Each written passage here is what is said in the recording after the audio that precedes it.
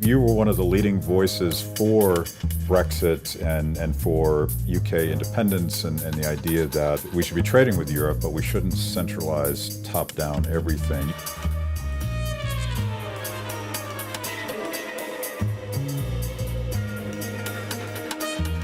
Daniel Hannan, thanks for being with us. Can you tell our folks about who you are and what you do? You're a Eurosceptic, but you're a member of the European Parliament. I'm a member of the European Parliament, not for much longer, right? I mean, my job obviously will disappear on the day of Brexit, so I've succeeded in making myself redundant after a long campaign. I say making myself redundant, I mean, a better way of looking at that, of course, is I'll be back to doing something more productive that may even generate revenue instead of consuming it. You were not that popular in Brussels. No, it's, what was it that Upton Sinclair used to say? It's remarkably difficult to make a man understand something when his job depends upon his not understanding it. And so in Brussels, when you make the argument about decentralization of power, greater democracy, more global trade. On what conceivable measure is this anything that has to do with the European Union? Strange alchemy in the air turns all of your words into this idiot is trying to take my job away. I would like to ask the chair to censor this so-called colleague who is insulting the whole House. So it's not a popular stance to take. But of course, outside Brussels, people see it very differently, and I don't imagine that the UK is the only country where there are concerns about the centralization of power. Whatever the intent of a common European Union was back in the day, and the idea was that we would trade and we would get those gains from exchange, but Brussels became this very authoritarian top-down well, you see, thing. if it had stuck, Matt, to that first thing, if it had just been about breaking down barriers, who would have argued against it? There would have been no argument, there would have been no referendum. But at some point it changed. It stopped being about mutual recognition and became about standardization. It stopped being about breaking down barriers and became about the agglomeration of power. Small but significant changes. You know, there used to be a rule that you could take up a job in another country. Great, right? Any free marketeer should be in favor of free movement of labor. But at some point that became common European citizenship with voting rights and residence rights and all the rest of it. And it became very clear that this was no longer a club of nations, that this was something that aspired to become, effectively, as the sign in the Commission building in Brussels put it, a country called Europe, with all of the attributes and trappings of statehood, an army and a flag and a currency and a parliament and a president and a police force and all the rest of it. And at that stage, it became impossible. If you were a believer in national democracy and in parliamentary supremacy, it became impossible to be part of it. So in this country, the left media told us that Brexit would be a disaster. It tells us that it is part and parcel with the rise of nationalism and all sorts of horrific things. Are you concerned about some of the post-Brexit hate crimes, the graffiti, Barack Obama essentially threatened to cut off trading relationships. Our focus is in negotiating with a big bloc, the European Union, to get a trade agreement done. And UK is going to be in the back of the queue. Yes, that was one of many things that didn't happen. And of course, we now have the opportunity to have a great free trade deal between the largest and the fifth largest economies on the planet. President Trump, using the superlatives that he does on these occasions, says it's going to be the most beautiful, fantastic, amazing trade deal ever. And actually, for once, I think those superlatives could be justified. I mean, if we just imagine if we had a trade deal that didn't just do away with the tariffs, but that became an instrument of internal deregulation in both our countries. In other words, a trade deal that said, if a drug is approved by the FDA, that's automatically good enough for us and vice versa. If a guy is licensed to be a salesman in the City of London, he can automatically practice on Wall Street and vice versa. Think of the gains, the deregulatory impact and the competitive impact of having that kind of mutual recognition. Very, very different from the EU model, which is to standardize everything, to lay down common regulations, to say you must conform to this.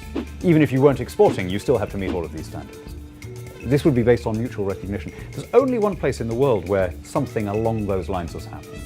There's a great trade deal between Australia and New Zealand, which basically does that. I mean, it's not perfect. Nothing in this sublunary world is perfect, but it's pretty darn good from a free trade perspective.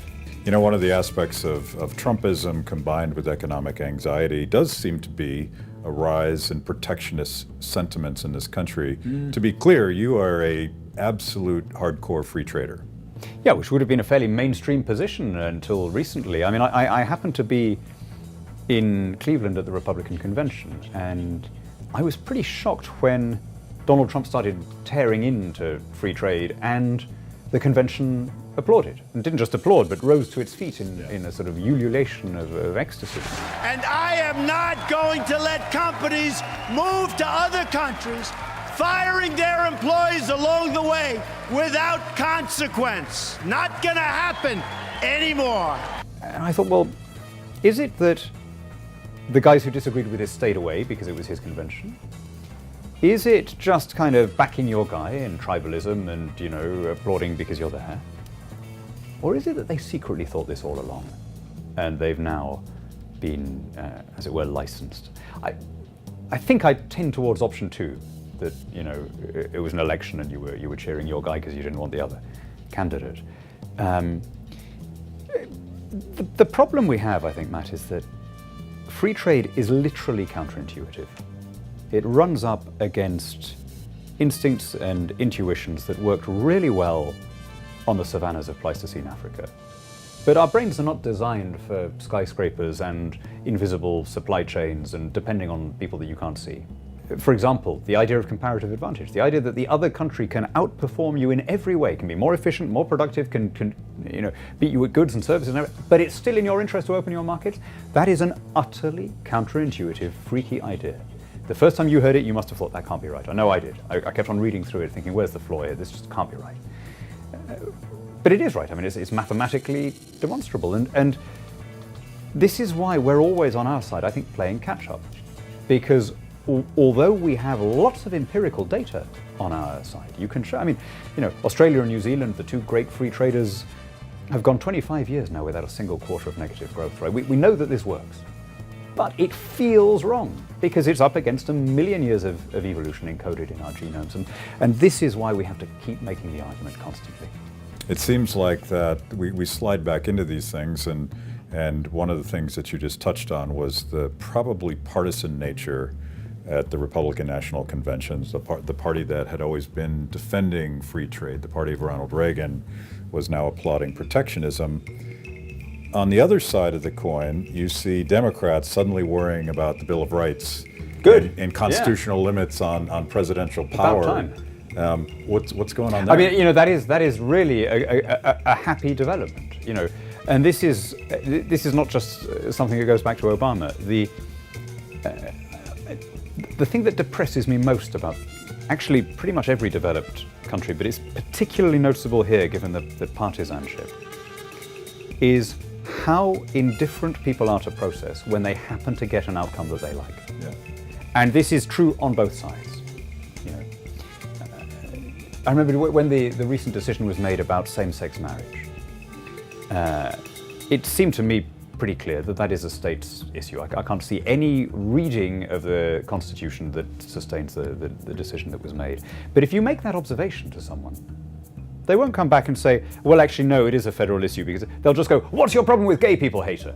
You know, and it's this incredibly depressing thing. And don't think that this is only a liberal reflex. I remember when there was a measure on gun control, a fairly uncontentious one, that Ron Paul opposed because of the same issue as states' rights. It was about giving immunity to prosecution to gun shops who had legally sold weapons that were then used in a crime. Right? And he said, well, I've got no problem with the deal, but there is plainly no warrant in the Constitution for this to be a national issue. And the NRA then went mad about it. Oh, we're going to run candidates against him, outrageous, you know, because the NRA were upset because somebody was standing on the Constitution, standing on the letter of the Constitution. And this is when you think, if nobody is taking it seriously, if it's all just about our guys, not their guys, then the whole system here it becomes very fragile. It depends then on self-restraint and precedent and decency. And if those things run out, we're in trouble.